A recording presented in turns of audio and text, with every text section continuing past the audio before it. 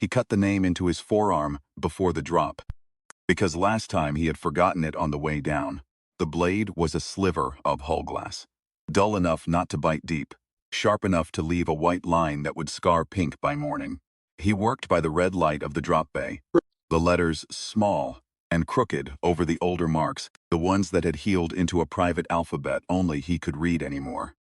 He pressed until it stung, then, under its smallert, where the skin was already crowded, Senna stayed. "You don't have to do that part," Senna said. She was strapping into the harness across from him, her breath fogging in the cold, her eyes on his arm, and not on his face, because his face was the part that frightened her now.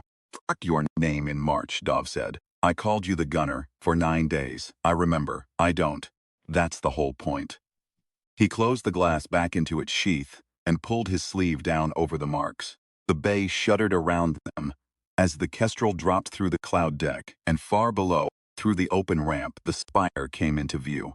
A black tower of grown crystal, rising out of the dead city, branching at the top into 1,000 thin fingers that caught the dawn and threw it back as something colder than light. They called the things spires because nobody had wanted to call them trees. Trees grew from seeds in the ground and reached for the sun. These grew from seeds in the chest.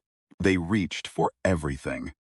Noah Briggs leaned out of the cockpit door, one hand on the frame, the other holding a battered flask that had survived 3 crashes and decompression and the death of every other thing aboard the original Kestrel. 12 minutes to the Nexus, he said. After that, the drones wake up and we are very much not welcome. He held out the flask. House rules. It went around. It always went around. Senna took the smallest sip. Dov tipped it back without tasting, because taste was one of the things that came and went now, and handed it on. The liquor was terrible. It was the most human thing left in the world. And it was terrible, and that was somehow the point of it. "What is it tonight?" Briggs asked him. He asked every drop. It was a way of checking. "Distilling fuel through a rad coil," Dov said. "Halden swears it's pear brandy." "Halden's a liar. Halden's a liar," Dov agreed. And something in his chest loosened a half-turn, the way it did when the names lined up and the jokes landed where they were supposed to, when for a moment he was just a man in a cold room with people who knew him. Then the seed under his sternum turned over like a sleeping animal, and the moment ended. He felt it before the alarm. Pressure behind the breastbone. A green ache, the sense of a vast attention swinging toward the Kestrel, like a searchlight made of thought. Down in the spire, something had noticed them. Something always did. The seed had been cut out of an alien and grown into a man, and it answered its own kind, whether Dov wanted it to or not. The way a struck bell answers the bell beside it. "Champion's awake," he said. "Big one. Maybe 2. Senna's hand found her sidearm and did not draw it, because her sidearm was a comfort and not a plan. "How do you know?" "Because part of me just said hello. There had been 11 billion people once. There were maybe 40,000 now, scattered across the salt flats and the drowned coasts and the high cold valleys, in holdouts that lasted until a spire bloomed nearby, and then did not last. Saltline was the largest of them. 400 souls dug into a played-out potash mine under a dry sea. And Saltline had survived for one reason that everyone there resented and depended on in equal measure. Saltline had Dov. The Thren did not arrive the way the old stories said the invaders would. There were no fleets in the sky, no broadcasts, no demands. There was a rain of seeds, slow and quiet over a decade, mistaken at first for a strange new lichen. The seeds took root in living things. They liked human beings best. A seed would settle against the sternum, send a filament up the spine, and over a season it would hollow out the person it had chosen and grow something else inside the empty space. Armored, crystalline, beautiful in the way that a wasp is beautiful, and utterly no longer the person at all. The converted ones the survivors called champions, when they were polite, and worse things when they were not. But conversion was a process, and a process could be interrupted. Halden. The closest thing Saltline had to a doctor, and the furthest thing from a liar, whatever Dov said, had learned to cut a seed out in the narrow window after it took hold and before it finished. Who survived the surgery were left scarred and ordinary. A handful kept something, a resonance, a door in the chest that could still be opened, that let them reach into the seed state and pull out the armor and the strength, and the terrible green fire, and use it against the things that had made it. The cost was simple and total. Every time Dov opened the door, the seed took payment, and the only currency it accepted was memory.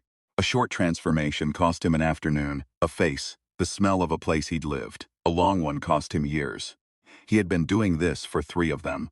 He no longer knew his own birthday. He no longer knew if the woman he loved had loved him first, or if he had loved her, only that the loving had happened, because she had told him so, and because he had written it down. He had been a salvage engineer before all this. He knew that the way you know a fact about a stranger. He could still strip a reactor blind, could still feel a bad weld through a glove. His hands carrying a fluency his mind had been emptied of. The hands remembered when the man did not. There was a cruelty in that he tried not to think about. On the nights he could still think. The ramp dropped, and they went down on lines into the dead city, and the spire filled the sky. Close it was not silent, it sang. Not loud, a low harmonic just under hearing, felt in the teeth and the wet of the eyes, a chord held by a million voices that had once been people, and were now notes. That was the thing the survivors understood last and worst about the Thren. They did not kill the minds they took. They kept them. Every human a seed hollowed out became a voice in a chorus that stretched between the spires and up off the world entirely. A single growing song that the Thren seemed to value above conquest, above territory, above anything a human could name. They were not building an empire. They were building a choir. And every person they took was to them saved, gathered in out of the cold loneliness of a single skull, and joined to something that would never be alone or afraid or end. That was the part Dov could not get out of his head on the bad nights. The inside, the seed told him, it did not feel like death. It felt like coming home. Pyramidal drones, Senna called. She had her rifle up, putting careful rounds into the spider things that peeled off the spire's lower branches, crystalline and quick. They came apart beautifully. There were always more. Dov, the nexus is sealed. We're not getting in clean. Then we get in dirty. He stopped at the base of the tower, in its cold shadow, and pulled his sleeve up past the marks. You don't have enough left, Senna said. And it was not a question, and it was not really about the drop. I have enough for this.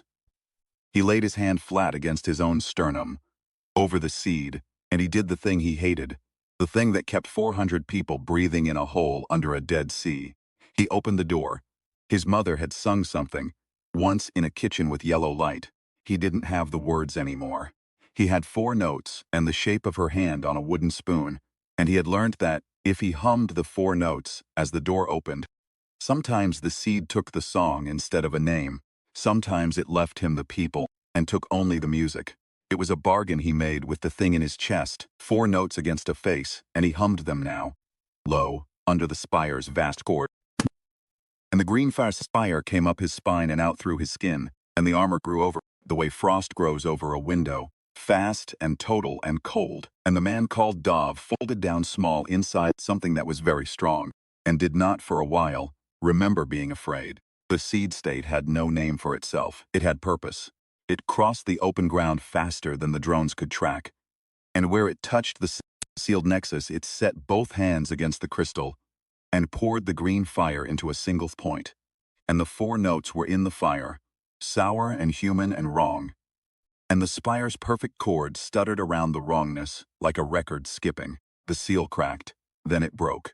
Then the man inside the armor was through, into the warm, dark singing heart of the thing, and somewhere far above him on a ridge, Senna lowered her rifle and pressed her knuckles to her mouth, and did not let herself watch what he became when he went in alone. He came back to himself in the medical bay at Salt Line, with no memory of the return flight and a new gap where something used to be. He always knew when there was a gap. It was like running your tongue over a missing tooth. He lay still and inventoried himself in the dark. He knew his name. He knew the year roughly.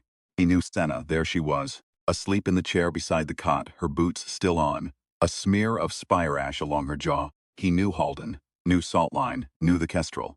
He reached for the drop and found it. The spire, the nexus, the green fire. He reached for Briggs and found a man with a flask and a battered cockpit and no name attached. Noah, Senna said quietly without opening her eyes. His name is Noah Briggs. You wrote it on your arm before we dropped. It's still there. Dov turned his forearm to the light. Noah. He read it like a stranger's note. The letters meant a warmth, a flask, a voice from the cockpit door. But the warmth had no name of its own anymore until he gave it one out loud. Noah, he said. No Briggs. He said it 4 times the way you tamp a peg into a hole that's gone soft, and the peg held barely. I'll lose it again by the weekend. Then I'll be here on the weekend. Senna opened her eyes. They were red. She'd been crying, or not sleeping, or both, and she had decided not to hide it from him, which was its own kind of courage. The spire.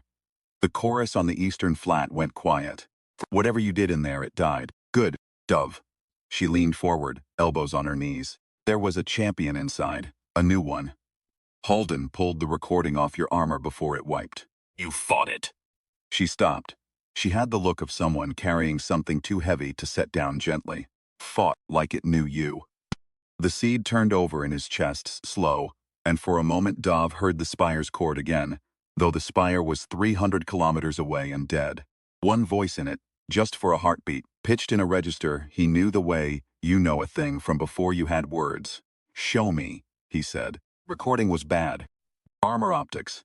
Half corrupted, the green wash of the seed fire over everything.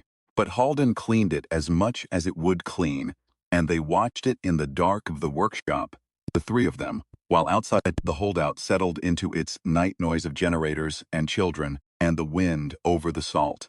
The champion came down out of the spire's heart, like a falling star made wrong.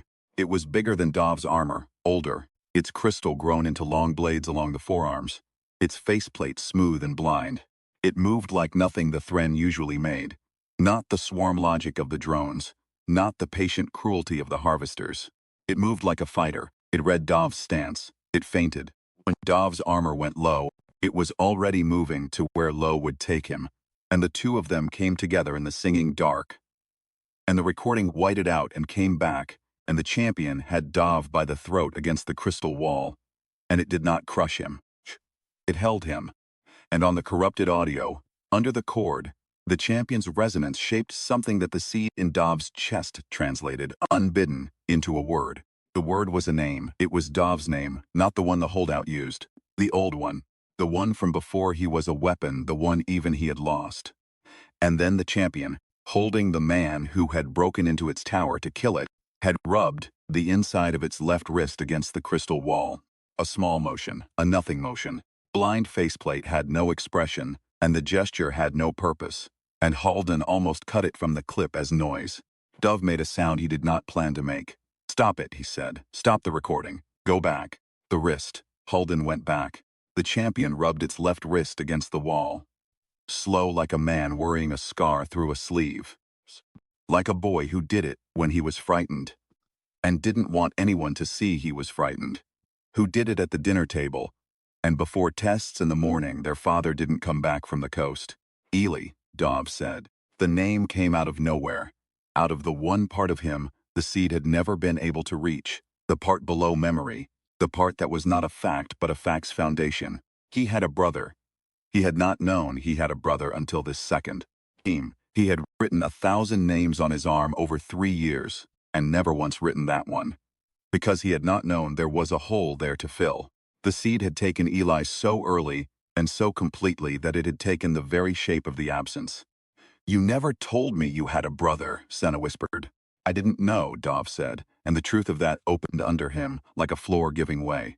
I didn't know, Senna. They took him, and then they took me knowing him. They took the door, and then they took the memory of the door being there. He was on his feet, without deciding to be. He's not dead, they didn't kill him. They kept him. He's in the chorus, he was in the spire and he stopped. The eastern spire was dead. He had killed it. He had made it go quiet. The eastern chorus went silent, he said. You said the chorus went silent. Halden, who did not lie, said nothing, which was its own answer. He went out onto the salt that night and sat in the dark. And did not transform. Because there was nothing to fight.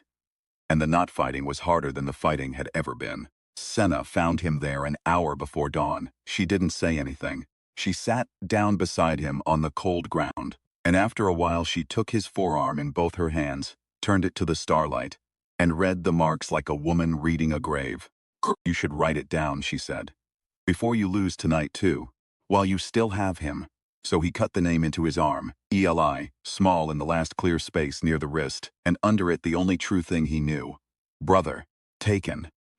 And he found he could not write the third line, the one that should have said dead, because it would have been a lie. And because some part of him below memory would not let his hand make the letters. There are spires we haven't touched, Senna said, watching him work. The big one, the mother spire, on the coast, where the choir is loudest. If he's anywhere now, after the eastern one died, they would have pulled what was left of him there, to the heart. It's a death sentence, the mother spire, you know that. Halden's run the numbers. There isn't enough of me left to crack it and come back. I'd open the door and never close it again. I'd just be the armor, forever. One more voice. Wrong kind. I know. Then why are you telling me where he is? Senna let go of his arm. She looked out across the salt to the place, where the sky was beginning to go gray. Because I'm not going to let you do it alone, she said. And I needed you to understand that, before I did the next part. He should have known then. He should have heard it in her voice. The flatness of a decision already made, and bolted down.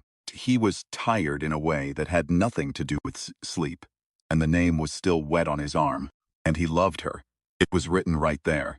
And he believed for one more hour that the worst thing had already happened. She did it the next morning, in the medical bay, with Halden's own scalpel and one of the 3 intact seeds. Saltline kept locked in the cold vault for study, and never, ever for this. Dov was hauled out of sleep by the alarm and the shouting and got there as Halden was backing away from the table, with his hands up, and Senna sitting upright on the cot with a seed pressed to her own sternum and her sidearm leveled at the doctor's chest, steady as a bench vise. Senna. Dov stopped in the doorway. Senna, put it down. You first. She didn't look at him. Eyes were on Halden, and on the surgical clamp, and on the seed. Halden's going to put it in. He's the only one who can do it inside the window. And he's going to do it now, because in about 90 seconds my nerve is going to fail, and I'd rather it be done before that happens. You don't know what it costs. You have no idea what it. I have 3 years of idea. Now she looked at him just once, and the look went all the way through. I watched what it takes from you. I watched you forget Briggs's name with him standing right there. I watched you call me the gunner for 9 days, Dov, 9 days, and smile at me like a polite stranger every morning. And I made you coffee anyway, and I never told you how much that. Her voice didn't break. Shh. She wouldn't let it. I am not going to watch you walk into the mother's fire and spend the last of yourself alone in the dark, for a brother you can't even remember unless you bleed for it. If you're going to be erased saving the rest of us, then there will be 2 of us doing the erasing, and the math gets easier, and maybe, one of us comes back. That's not how the math works. Then we make it work. That's the whole thing we do, isn't it? That's the only thing we've ever been good at. The numbers say we're dead and we sit down at the table and we cheat.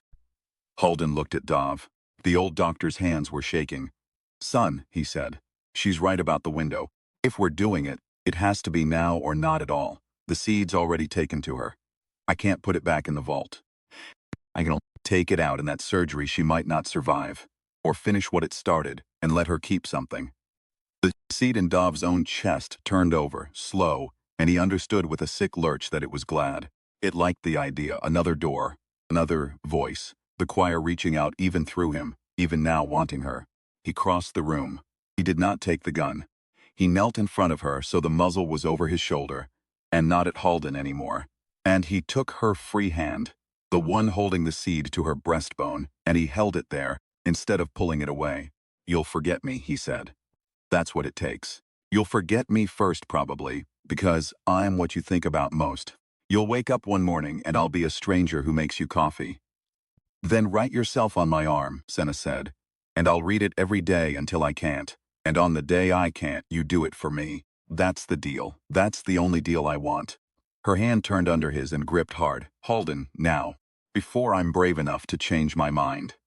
Dov held her hand against her chest and put his forehead against hers, and hummed 4 notes. His mother's 4 notes, the only thing he had left that was older than the war, and Halden made the cut.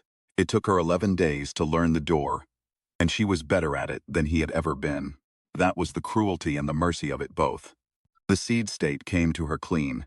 Dov's armor was scarred and patched-looking, grown over 3 years of damage into something gnarled. Hers came up smooth and bright and fast, a blade where his was a hammer.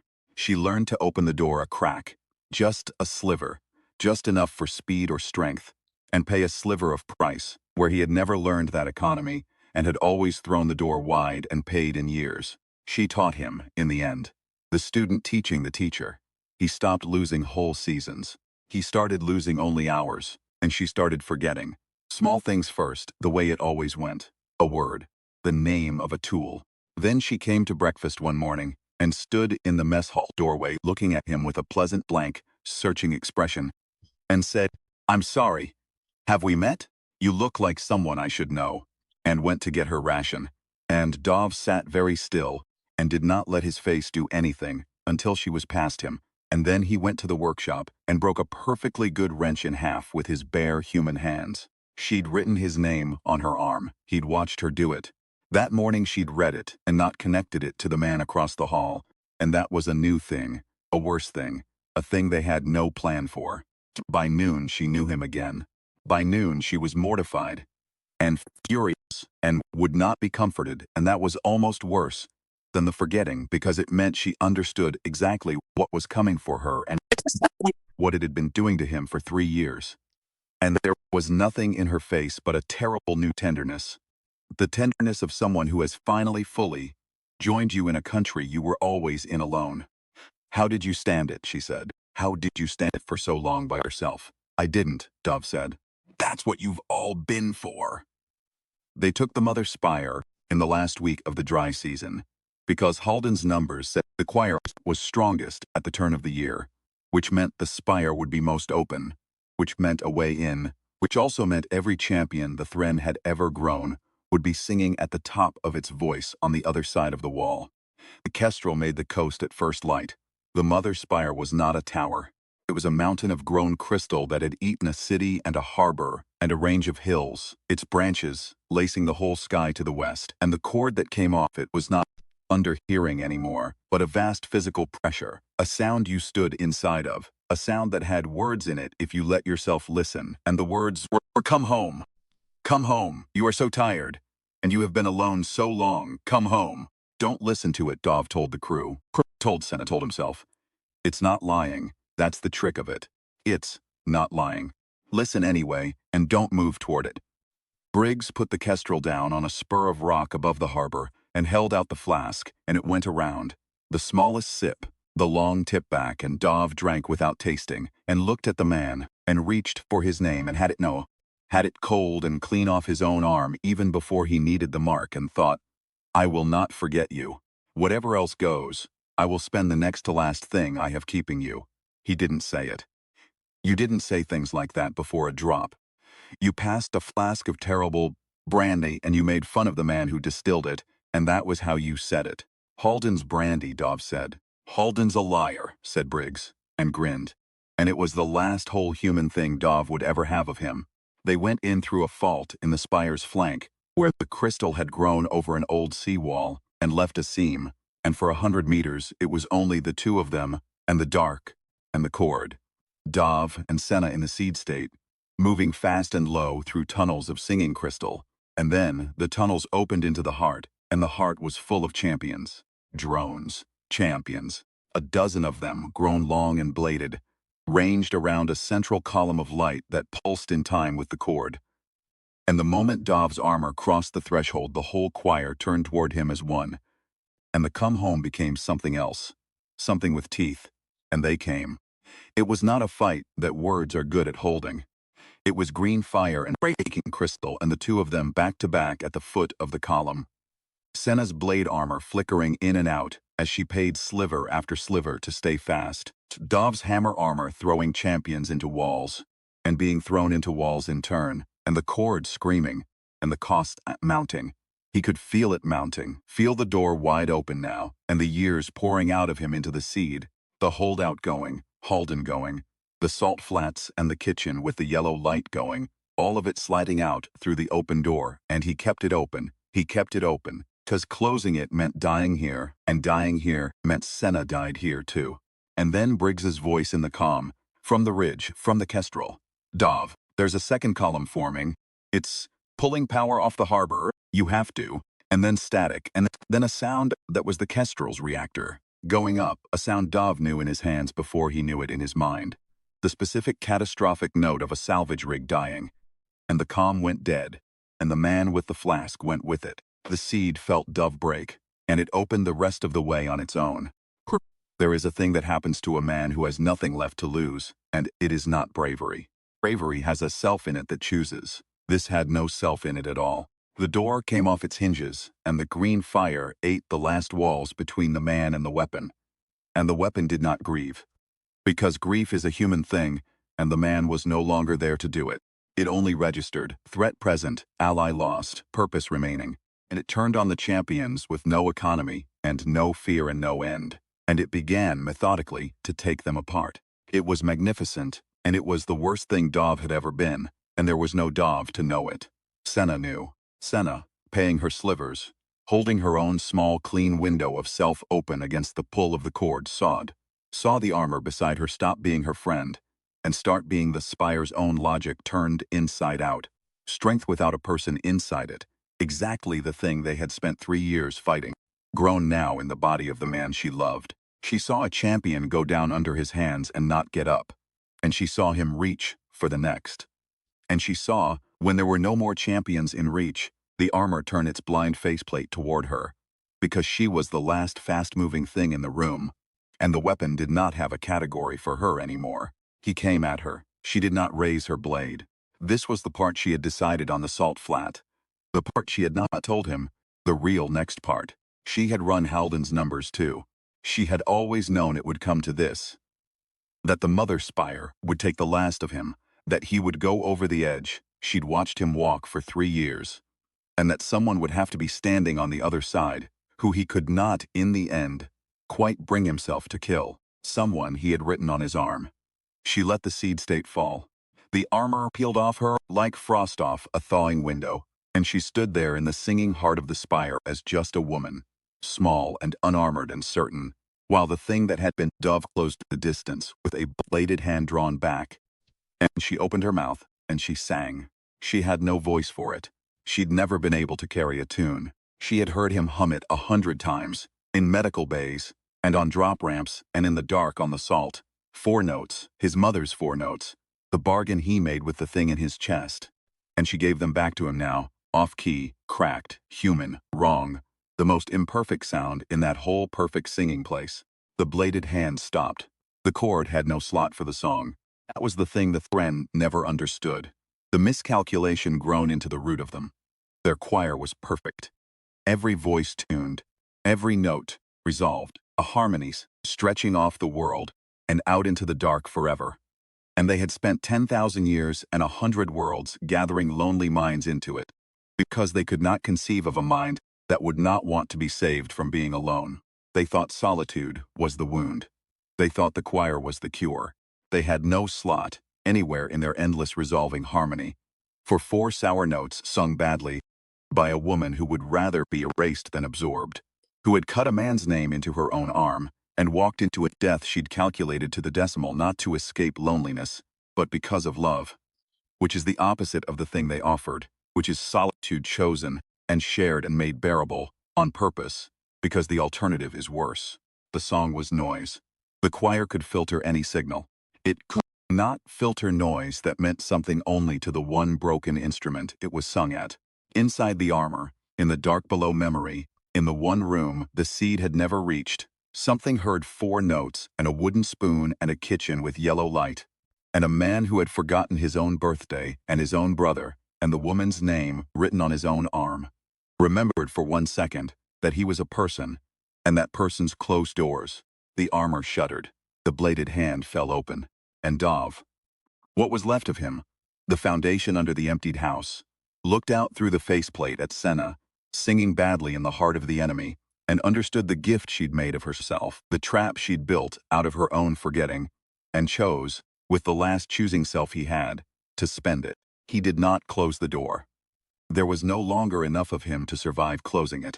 Instead he turned, while he still could, while the song still held him to himself, and he faced the central column of light, the spine of the choir, the place where every voice the Thren had ever stolen poured up and off the world. And he set both hands against it, the way he'd set them against the Eastern Nexus 100 years ago. A month ago, he couldn't tell anymore, and he opened himself all the way. Not to fight, but to poured the song into the column. Not the green fire, the song. Sour notes and the wooden spoon and the kitchen, and the flask going around, and the terrible brandy and Halden's a liar and Senna, making him coffee for 9 days while he smiled at her like a stranger. Every imperfect human thing the seed had taken from him. Over 3 years, he gathered it all from the room below. Memory where it had been hiding, and he forced it up through the seed and out through his hands into the perfect endless harmony of the choir. It was the wrong note in the chord. It was grief and bad singing, and love as deletion injected into a song that had no slot for any of it. And the choir tried to resolve it, not. Tried to absorb it and could not, tried to filter it and could not. Because it meant something only to the broken instrument pouring it in, and a meaning the choir could not parse was, to the choir, a sound it could not stop hearing. Chord cracked, then it broke. Then, voice by voice, the whole vast singing mountain began to come apart around the one note it could not make peace with, the way a glass shatters on a tone it cannot hold, and the light in the column blew upward and outward, and the spire that had eaten a city began, with a sound like the end of music, to die.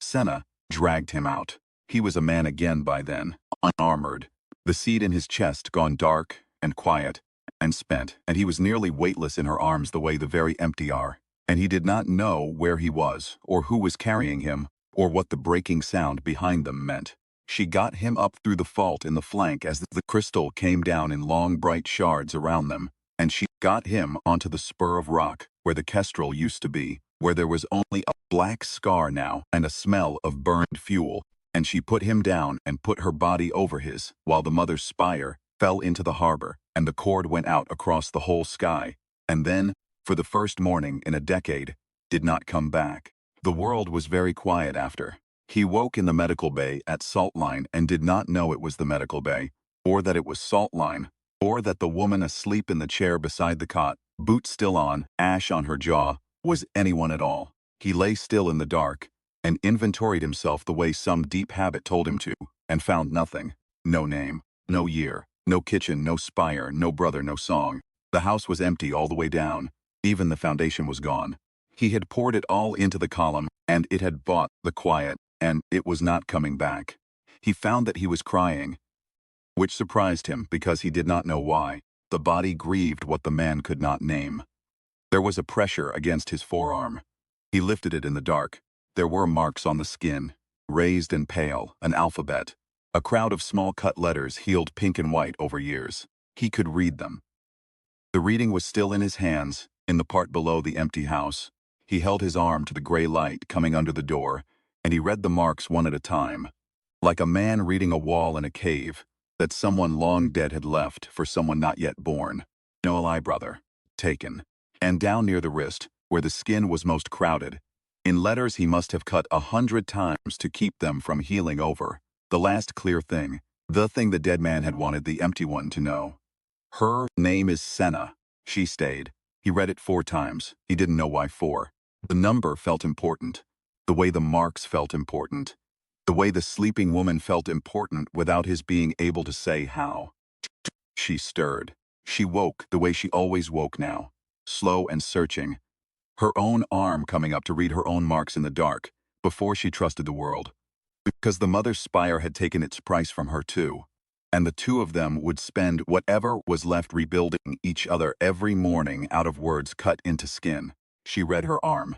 She looked at him. For one long moment, there was nothing in her face but the pleasant blank searching of a stranger, and his heart, which did not know her, broke anyway, because the body grieves what the man cannot name. Then her eyes went to his forearm, to the marks, to the last line, near the wrist, and she read it, and something moved behind her face. Not memory, maybe. Maybe just the meaning the words carried, which was older and lower than memory, which lived in the room the seed could never reach. She got up. She crossed to the cot. She took his hand and turned the arm to the light, and read the last line out loud, in a cracked voice that had never been able to carry a tune. Her name is Senna, she read. She stayed. I don't know who that is, Dov said and wept, holding the hand of the stranger who had saved the world, badly singing 4 notes she couldn't carry, in a quiet that had not existed for 10 years, and now stretched out over the whole healing dark of the world. I know, Senna said. I don't either. We'll learn it again tomorrow. She climbed onto the cot beside him and put her forehead against his, the way some habit below her own empty house told her to, and she hummed 4 notes, off-key, wrong, human, and held on. We'll learn it again every day. That's the deal. That's the only deal worth having. Outside, for the first morning in 10 years, the sky was silent, and somewhere under the salt, 400 people who would never know exactly what it had cost woke up to a world with no song in it, but their own.